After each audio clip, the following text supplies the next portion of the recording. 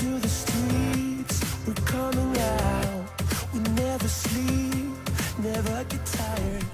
Through urban fields and suburban. Hello everyone and welcome. For my first review, exciting isn't it? I will be reviewing Dead Island, a first-person zombie survival game released on September 6th that has got mixed reactions, but we'll get to that later. First, let's talk about gameplay. Dead Island is an open-world game meaning you can go wherever you please, whenever you want, which is always nice. It has a slight RPG style to it regarding inventory management. You need to make sure you're carrying the best weaponry and constantly update it as you level up, as these will get progressively harder. Each weapon has stats that you can compare to other weapons so you know you've got the right gear for the job. While the weapons do feel good to use, sometimes it has a sort of Bethesda style melee combat to it, as in I sometimes just feel like I'm hitting air. One nice feature that Dead Island has introduced is the analog fighting system. With this, you can choose where and how you attack your enemies, which is important if you're trying to get some good hits to the head. However, it disables your rotation while you're in combat stance, meaning it's not great when you're being overwhelmed. And to the nice subject of mini-bosses. While they can be a pain at first, you can come up with tactics on how to kill them without getting your ass kicked. And then they just become a nuisance and just plain annoying, but sometimes they're nice if you're looking for some variety in a challenge. The currency system in this game is okay.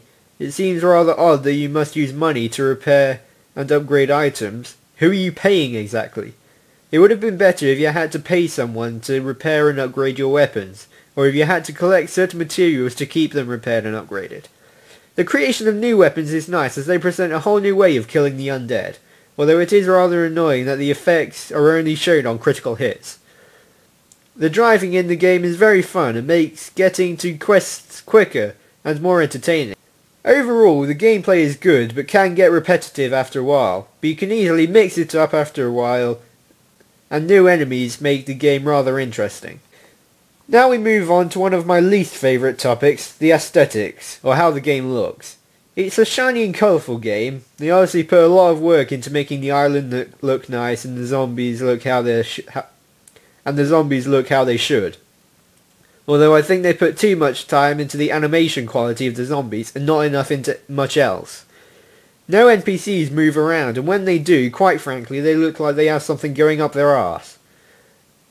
There are very few facial animations when talking to NPCs, which is annoying if the camera is going to zoom in on them while you're talking. They all look like they couldn't give a damn about anything that's going on. Overall, I think too much time was spent on the island and the zombies and not enough on everything else. Oh, and also the textures and detail take way too long to load when you enter a new area. Now I want to talk about how people viewed this game. When it was released, the devs just managed to do it, but I think they rushed it, as from the first day, glitches and bugs overwhelmed the players. Saves not working properly was one that I found a lot, and while it did annoy me a bit, it was all better once I could get back to killing some zombies again. Another glitch was that the co-op didn't work all that great, which was pretty big since Dead Island is largely based around its co-op. Most of these problems are fixed now and the game is being seen quite positively. And finally the plot. It's an okay plot. I kind of lost it about 3/4 of the way through, or maybe I just stopped caring and just did what people told me to do. I think I was dying so much at that point I just wanted to finish the game. To conclude, I'd probably give the game a good 8.5 out of 10. It's very enjoyable to play and it's fun without being too balmy like Dead Rising 2. Its problems are mostly fixed and the DLC is coming. Bloodbath Arena came out recently and I have to say, it's a lot of fun. So if you haven't got that yet, I would recommend it. Overall, a good game to play if you like zombie survivals to be a challenge. But you just need to put up with the plot and the quests that can get a bit dull at times. Or you could just go out there and kill some zombies. It's up to you. If anything was said in this review that you don't agree with, or you feel that I missed something out, then feel free to tell me in the comments and I'll try to answer as many as I can. Remember, I will be answering comments under the name Gamers Forever. Next week I will be reviewing Battlefield 3. Until then, goodbye.